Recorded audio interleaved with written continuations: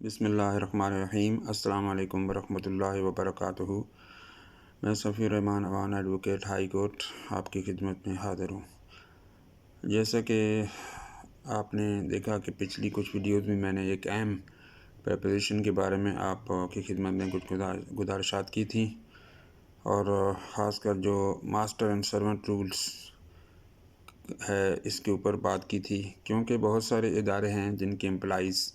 Master and servant rules کے اندر آتے ہیں، اور معلومات نہ ہونے کی وجہ سے یا پراپر رہنمائی نہ ہونے کی وجہ سے انہیں پتہ نہیں ہوتا کہ ماسٹر اینڈ سرونٹ رولز میں ہمیں کیا کرنا ہے۔ پہلی بات تو میں نے عرض کی تھی کہ کوئی بھی ایسا ادارہ جس کے رولز نان اسٹیچوٹری ہیں وہ ماسٹر اینڈ سرونٹ رول کے تحت آ جاتا ہے، اور وہ آنریبل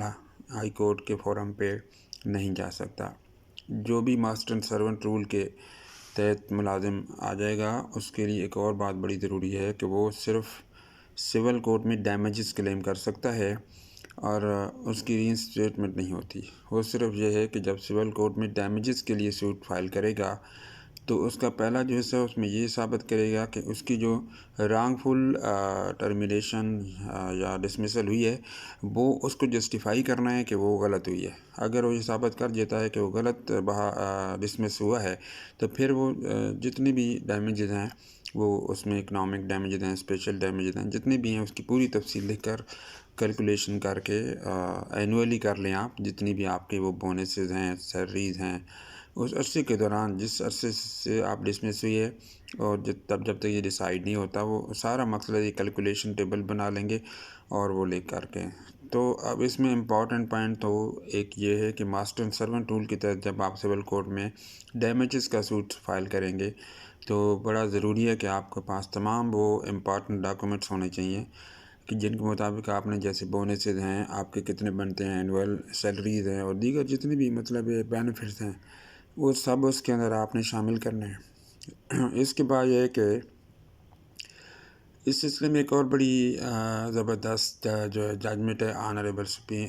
پشاور ہائی کورٹ کے خلاف جس میں گئے تھے لوگ، اس میں ہے اپنا منگورا سوات میں جو ہے انہوں نے ایک فیصلہ کیا، اور اس کے خلاف یہ اگلے فورم پہ گئے تھے۔ اس میں جو امپورٹنٹ پوائنٹ ہیں اس میں اندر ریفرنس دیا ہوا ہے۔ ایک تو ہے کہ تنویر الاسلام تنویر الرحمان PLD 2010 SC 676، یہ ایک ججمنٹ ہے۔ اس کے مطابق بہت خوبصورت بات کی گئی ہے کہ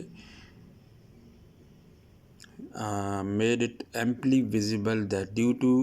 non-statutory service rules or in case of no other equally efficacious and adequate remedy۔ دو چیزیں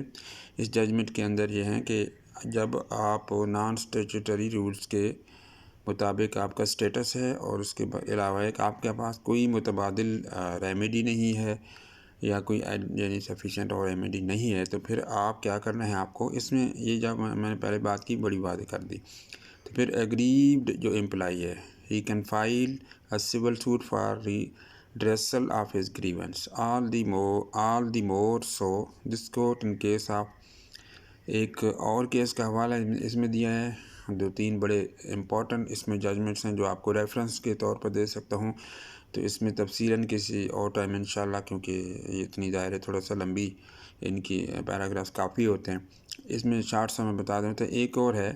اس میں PIAC ورسز سید سلیمان عالم رضوی، رپورٹڈ ہے یہ 2015 SCMR 1545۔ while referring to the dictum laid down in the case of Tanveer الرحمان، جیسے ابھی بتائی PLD 2010 SC 676 about Abdul al-Wahhab and others versus HBL others، یہ 2013 SCMR 1383 ہے۔ Pakistan defence officers housing society versus ادرس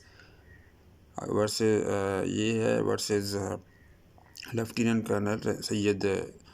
Javed Ahmed 2013 SCMR 1707، اور اس کے علاوہ ایک اور ہے Syed Nazir Gilani versus Pakistan red cross society and others, یہ 2014 SCMR 982۔ Re افرمڈ that in relationship of master and servant the only course left to the employee is file a suit کہاں پہ کرنا ہے، اس میں لکھا ہوا ہے کہ ان سول کوڈ، ٹھیک ہو گیا۔ تو سول کورٹ میں وہ کہہ رہے ہیں کہ ڈیمیجز آپ نے کے لیے کرنا ہے، تو یہ آپ کے پاس یہ جتنی میں نے ججمنٹ بتائی ہیں بنیادی طور پر آپ نے دیکھا ہے کہ پچھلی جو میں نے آپ کو جتنی گزارشات پیش کی تھیں، جتنی بھی ماسٹر اینڈ سرونٹ رول میں بارے میں کچھ میں نے معلومات فراہم کی تھی، تو اس کی وہ ایک طرح سے آپ کہہ لیں کہ ایک اور تائید ہے، اور بڑی یہ خوبصورت ججمنٹ سے honourable supreme court of Pakistan کی طرف سے بہت خوبصورت فیصلے ہیں، جن کو دیکھنے کے بعد یقیناً جس بھی امپلائی کا کوئی کیس ہے جس نے ڈیمیجز فائل کرنے ہیں اور ماسٹر اینڈ سرونٹ رول کے تحت وہ سول کورٹ میں جائے گا، تو یہاں بھی یہی بات بتائی گئی ہے۔ تو اس کے علاوہ ہم